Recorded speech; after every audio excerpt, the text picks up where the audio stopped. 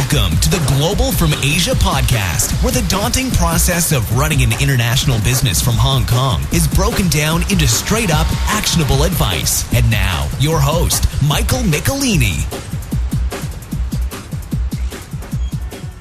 Thank you, listeners, for tuning in to another episode of Global from Asia. We're at episode 17, and I'm actually in the middle of packing for my U.S. trip. This weekend, I flew from Hong Kong to San Francisco, and I'm taking a road trip around the country with my wife and my friend Attila.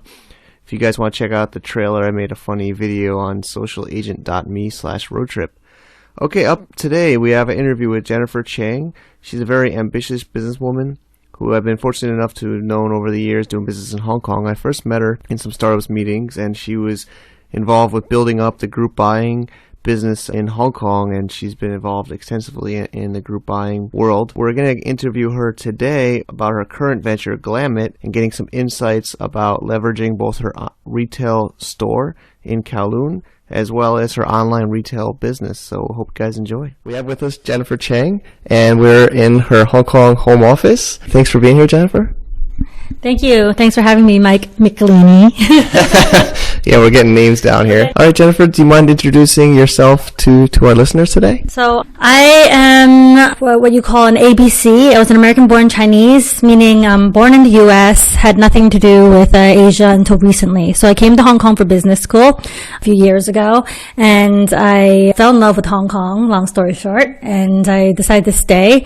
And while I was getting my MBA, I actually got involved with different startups here, and then after my MBA, I first was at Rackspace, then got poached by a startup that was called YouBuyBuy, got acquired by Groupon after a few months, then went on to Be Crazy, which is now Hong Kong's largest e-commerce site. And last year, our revenues were approaching, over 100 million US a year. So when I joined, we were about 5 people, and then 5 to 8 people. And then when I left, we were close to over 150, going towards 200 people. So it's been quite a journey for me from a sort of a startup point of view. I went on to co-found another company afterwards, which is sort of like the Birchbox clone of Asia. And now I have my own brand as well. So my track record's been pretty much startups. Yeah.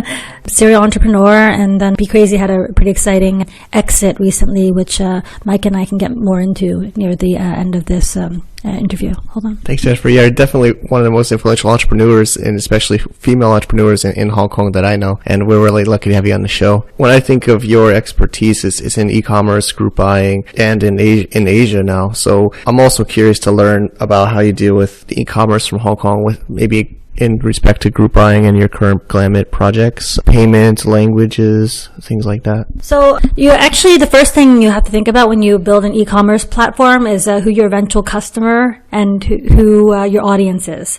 So for group buying, what you see in different markets, not just Hong Kong, different localized markets, is obviously that they're usually bilingual, or that they at least have the local language. So for Be Crazy, it was a no-brainer, obviously. The primary language would be Chinese. And then funnily enough for me, since I was a recent transplant here, it was actually not until I met with thousands of merchants literally and convinced them to do group buying that I became more and more fluent in Cantonese.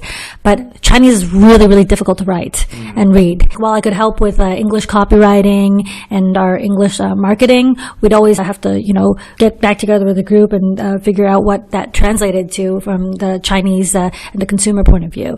So as far as Be Crazy, Groupon, those sites go, you'll see it's bilingual. Sometimes with sites you'll see simplified Chinese, traditional Chinese, English as well. And then with Glam-It, everyone's asking me why it's not in Chinese, and my answer is because Hong Kong is not my primary market. Actually, most of our customers are overseas. And if I were just to handle the Hong Kong market, I don't think most businesses in this day and age can survive without having some degree of, global, because nowadays none of your customers are going to be all within, walking distance or MTR right away. And so while I think physical retail is important and online retail is important, the best thing to do is if you can establish as many channels as possible. And it's from that sort of mindset that we decided, okay, you know what? It's best if our brand Glam-It is seen as a more international brand, even a Western brand. So I'd rather just conserve my resources, run a lean team, and have this site only in English until I have the resources to have it in Chinese as well. Yeah, I agree. To deal with multiple languages, multiple currencies is difficult. In Hong Kong specifically, with the group buying, people were buying online. Was it payments online, or was it payments offline, or? Oh, actually, so this is the funny thing. With group buying, the payments were a little bit of both. I think in Hong Kong, the customer and the shopper is more sophisticated nowadays. Like, you don't even think twice. You take out your credit card, or you take out your PayPal account, or, Alipay, whatever it is you're using. And, they're used to online transacting. But in places like China and also in other places in Southeast Asia, what we would often see is that people they preferred and they had more of a feeling of safety when they paid, cold hard cash on delivery, things like that. You would see sort of a mix of these, especially when it came to different types of deals and merchants. There were some deals or some promotions that were redeemed at the door, for example, and then some of the merchants obviously preferred to take cash. We had a Shanghai hairy crab deal back in the day, and I think, a lot of people, even when they bought the voucher online, if they went and bought more crabs, of course they would pay the hairy crab merchant in cash. It really depends on, again, the customer and the person doing business with them and sort of what they prefer. At the end of the day, the more currency that and the more options and ways you have of transacting, the better.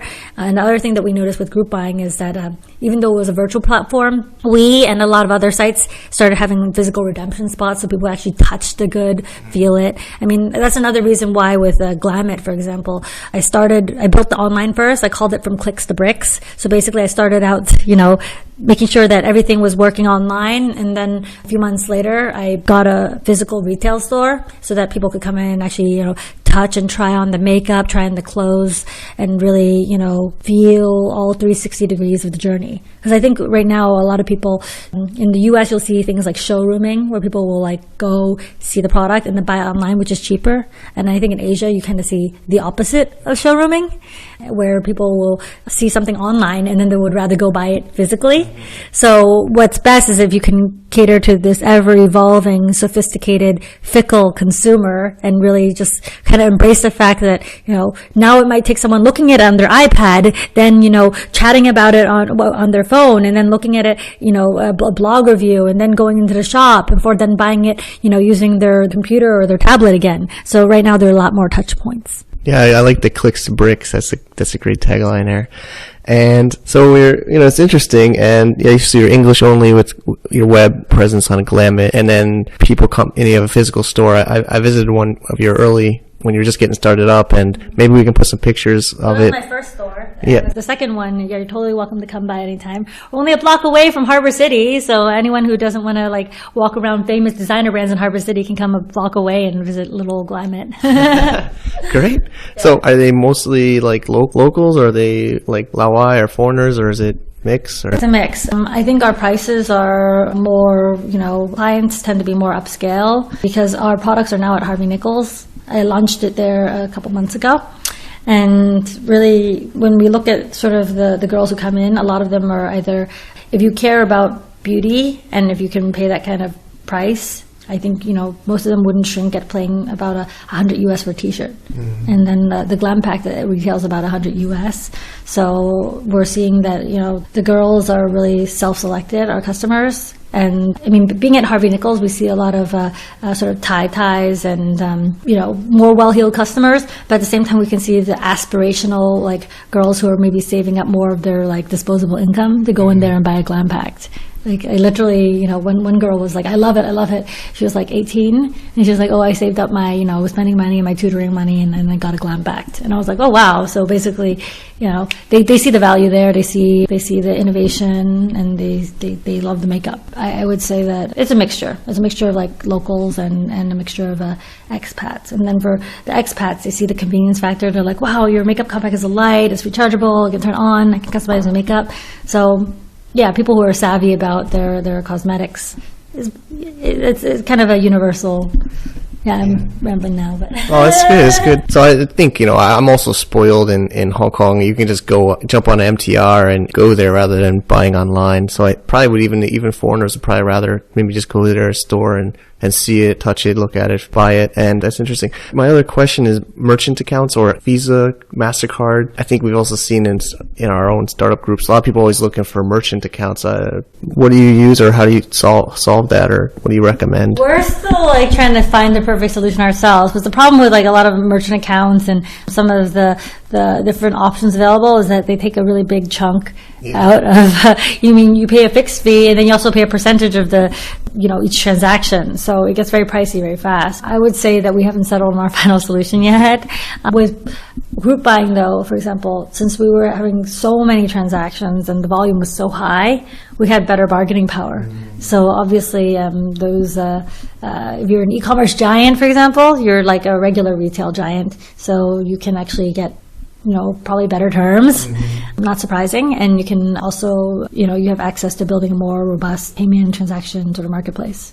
Yeah. Obviously, don't go and get those things until you need them, is what I'm saying. Yeah. I'm a customer, Glam-It, PayPal. So PayPal is, right. PayPal, I think, is still probably the main way in Hong Kong. Yes. So PayPal is still the main I think outside of China, PayPal is the most sort of widely sort of seen ubiquitous payment gateway.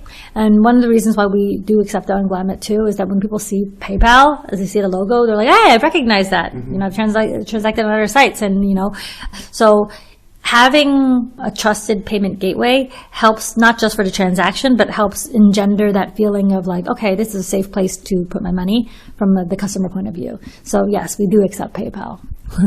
And yes, I really appreciate your business, Michael. I just know with online business, especially in Asia, is online payments, and a lot of our listeners always ask, how do people accept credit card or money? HSBC is the main bank. I don't know if that's your bank, but there's some things in Hong Kong, since it's such a small market. Usually, if you're not using one thing, you're using the other. There's like at most in every category, like maybe 2 players that dominate, unless like it's the category that's not completely saturated yet. So the main bank that a lot of people use is HSBC, and then most people are accepting PayPal. The other thing is I want to quickly clarify that Michael was a customer, but he was buying it for someone else. He was buying a gift. He wasn't using makeup himself. I'm not. Although maybe I can convert you later. I'm not yet that crazy. I've been in Asia for a while, but I'm still. You're not that in Korea yet. In Korea, use makeup. Not yet. Maybe I'll be a convert. More years to go. Okay. So I think, you have definitely a lot of different experiences now with your like English International Glam-It website and then your local Be Crazy group buying.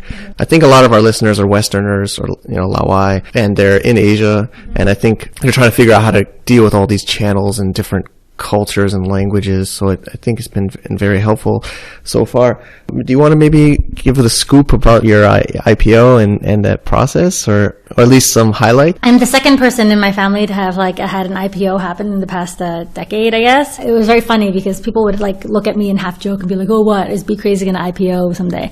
So what actually did happen is that we were acquired, and the acquiring company, as well as the companies they acquired in the other markets, we all got listed together on the Australian Stock Exchange about a couple of weeks ago. And it was super exciting. I mean, because I went from literally taking cabs from meeting to meeting to meeting, trying to convince people to sign up for group buying, and I'd be writing copywriting the next deal of the next that we're going to put up next while on my way to my next meeting while in the cab, and then calling the office being like, guys, have you uploaded the pictures and the words yet? And then to have this happen, I mean, Be Crazy started in late 2010, right? So for it to happen 3 years later, that's pretty insane. I have never seen, I don't know, maybe that's just I think it's a really fast trajectory even for startup world.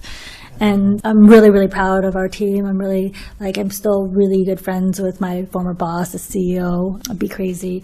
And, I can't imagine a company that we're scrappy little Be Crazy, and then we kind of made it, and really, really proud, because it's we set out to sort of be more than a group buying site. And I think for a while there, I saw my face in so many magazines and newspapers when we were growing and growing. But we were aiming to be Hong Kong's most loved group buying site and the most loved e-commerce site. And I would say now we've evolved into more of an Amazon type model. Because you look, there's hundreds of items available for sale at any given point. It wasn't like, hey, here's one deal today. Hi, there's another deal tomorrow. So for us to like have that crazy, spurt of growth, and for us to be able to, scale up, like I just look back and I'm like, wow, that's like amazing journey. And I learned so much. I mean, in that kind of environment, I really got to flex my sales skills, so to speak, manage a team of 50 salespeople. And it's, as we got bigger and bigger, and you see how different things that might work for a startup in the beginning don't work as the company scales. So you have to make sure the sales and marketing is working together, operations are able to fully support all that. It's crazy, literally crazy. Yeah. And back then, I kind of look at it as like the little engine that could, the little steam engine that could, and a lot of it's about luck too, because I can't say every startup and every founder I've ever met, they hit it big. But if any group ever deserved that, I think the Be Crazy team totally did. Yeah, definitely. I remember your beginnings, and you guys are definitely hustlers everywhere. We're hustlers. Yeah. I come to the startup things and be like, hey, anyone see the deal today? Hey, buy some. We got pizza. Hurry, come on, buy some deals. Yeah. But I think a lot of it's also about passion and love for what you're doing, and I think you cannot fake that.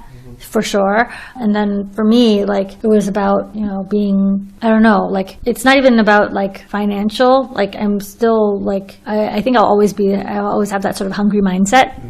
And I think it's the sort of hunger to create, build. I talked to the Be Crazy CEO. He's definitely not going to be resting on his laurels. He's still wheeling, dealing, hustling. Yeah. I think, that's always a good sign of an entrepreneur. The money is not the main driver. It's the passion. No. It's great. And then how that translated into the sort of, for me, the Glam-It experience is that I had all this experience sort of building virtual platforms and all this, all these online and integrating social media and really, really flexing sort of and getting so much experience that I really wanted to go back to sort of the basics and touch my next product. And that's why I invented Glampact. That's why I decided to launch Glam-It. For me, this is more of a real sort of long-term thing. I have gotten actually acquisition offers. I got them before I even finished out the first few months. And I was saying this is way too early. I wanted to build Glam-It. My dream is to build Glam-It into an iconic brand and not just have, our hero product and a few other SKUs. So right now we came out with our hand cream and our balm. Our Glampact is the first, you saw it, it's the first ever customizable, refillable makeup compact that has everything in it, first all in one, and it has a light up mirror which can be recharged. Mm-hmm. And for many girls, when I played our video, they would be watching and they'd be like, oh, whoa! They would be kind of wait, the light turns on, and it's a little light bulb goes off in their head, and I'm yeah, this is really great. You can glam up in the cab, in the MTR, anywhere. If you don't have enough light, you can turn on that light. And you don't have to, abandon your date, or your friends when you have to go to the bathroom. You can just, do it at the office, wherever you need to do your makeup. And this is really convenient for busy professional women. Mm-hmm. And for a lot of women, I don't have to really explain it. For guys, they're kind of staring at it this is what, a smartphone for your makeup? And I'm yeah, it's a smartphone for your makeup. I want people to eventually be able to download their makeup into their phone, one-click shopping for their makeup. We're actually working on another sort of product for Glampact that I've been hinting at. But basically, we're trying to create sort of an app store out of this, and a mobile app wherein we are working with many brands. We're talking offline is you try and put technology with cosmetics, and that's a pretty. Actually, what most people don't realize is that everyone's oh, Glam-It is yes, it's products, and it's a brand. But it's masquerading as, a cosmetics and fashion brand. But what people don't realize is that at the heart of it, we're actually a tech company. We really, really are. The business model, which I hope more people will see, is not just straight up brand, retail, online retail, e-commerce, but we'll be working with brands on sort of licensing opportunities, as well as ways to, when we release in the next several months our app, people will see exactly how much of a tech company we are. Yeah. I look forward to it. Definitely been following along, so it's great. Just the last question is some tips for maybe a new startup or a new company coming to Asia. Maybe I think a lot of listeners are the Westerners or up and coming entrepreneurs. So maybe it's just one simple way that they can get involved or get started. that you can think of? Like maybe, it depends on the person and their business, but maybe around internet businesses, e-commerce. I would say for me, I was really lucky. I've been really lucky to be able to just take risks all my life. And I'm lucky. I had a very supportive family growing up and who are continuing to be very, very supportive, whatever I sort of dream up next. Before I came to Hong Kong, I was an actress and model. I was almost on the show Gossip Girl. And I was doing pretty well, actually, as, acting in the U.S. I had a lot of IMDb credits and TV and film appearances. But I think at the end of the day, it's still about sort of being fearless, or if you can't, sort of, I don't think if you are the type to really hedge your bets that you can really be an entrepreneur. It really is, because if you aren't willing to kind of risk it all, there's someone out there who is even crazier who will. So unless you can find the proper mix, like, for example, if you don't need to really work to put food on the table, or if you have a partner that is willing to, put up with your entrepreneurial mindset, or if you can find, I always think it's best if it's a single founder at the company, or if you have two co-founders who are really good, sort of as good as married, won't get divorced in a startup sense, right? And then I think if you can assemble, yourself, or surround yourself with people that you can trust who are a really good team. Because one of the things I notice in startup communities is that there's a lot of talk and no do. I was active initially in some of the sort of startup events before I actually started in the startup scene. But I think a true sign of whether you're really making it is if you have any time left. And if you don't have any time left and you're hardly ever seen, that's actually a better sign that you're putting your nose to the grindstone and working on whatever it is you're working. Because if you fill up your time with now I gotta do this errand or that errand, and I gotta go meet this person for whatever reason, you basically have to have a reason you're picking up the phone to talk to someone. Is it going to further your business? Is there a reason I'm going to be running to bank today? Is it something that helps my business? Is there a reason I'm doing this? So if you can sort of piggyback your business as your baby almost on anything you're doing, then I think you have sort of the beginnings of the recipe for success. And then the other thing is, try to find people who can do as much as they say. They're not just talking a good game. Because even right now, sometimes I cringe when some people call me entrepreneur, because everybody calls themselves an entrepreneur these days, right? And then when people are like, oh, Jennifer is the best known female entrepreneur, I'm very flattered. I'm working towards that for sure. But then when people sort of add that qualifier female, then I'm like, well, I think I'm better than most of the male entrepreneurs out there. So I don't like when sometimes, I don't mind when people call me a female entrepreneur, but it's kind of I'm a female business person. Does that mean I'm not as good? I think now my track record is getting better and better. And, a good portion of my previous startups have had really good exits now, and very proud of this Be Crazy one. I'm still actually, when our acquirers and when our parent company comes this month, we're going to totally be celebrating it. Yeah, I'm very excited. Definitely, like I said earlier, I said best known entrepreneur, and of course female too. But but you've also been interviewing other female entrepreneurs too, and supporting that network. So I think it's good that we highlight that you're a female, but you're very strong-minded and hustler and doer. So that's definitely. I'd like to see more girls become entrepreneurs, because I think we're very natural at being them. And I think if we can because I think what I've heard from some of the girls in the startup scene in the past, and even in tech, I think there can be definitely more females who code. One thing I would say to all my friends who might, have daughters or going to have children, get your girls learning code as sort of another language, because it's really empowering. And you see someone like me, and I'm sure half the founders out there were like, oh no, there's a dearth of technical talent, shit, I should teach myself how to code, right? It just opens up a world of options, and you can really half the time right now I'm how do I translate this into words that my developer can understand and then create that product I want, right? And how do I improve my user interface and really get this other person to understand, and get everyone to room together to understand. I think this problem would be solved if from the top down, we just involve women more. And then at these events, like I remember when I was at Rackspace, I would go to a tech conference and like literally I'd be like one of like 2 or 3 girls in the room, and people would look at me like I was a unicorn, because it was like, you know, what's she doing here? She must be doing sales, which is probably true, right? But I think at the end of the day, we need to see more of us, more gals coming out to these startup events and supporting each other. And what you're referring to is my Lean In series that I was writing for SCMP. But yeah, if you know of any good female entrepreneurs, actually you're going to be in my, I got to think of a better word, but Guailos in China interview. So when you get back from the States, from the Bay Area and everywhere where you're going, I want to hear all about your ventures so I can feature it on my column as well. Yeah. Definitely, I'm looking forward to it. All right, Jennifer, and just we'll link all this on the podcast article. Maybe also if there's a way people can reach out to you or... Sure. So on Twitter, I'm at Jen, Jenn Glamco, Glamco. And on Facebook, that's my same tagline, and on Facebook and Instagram as well.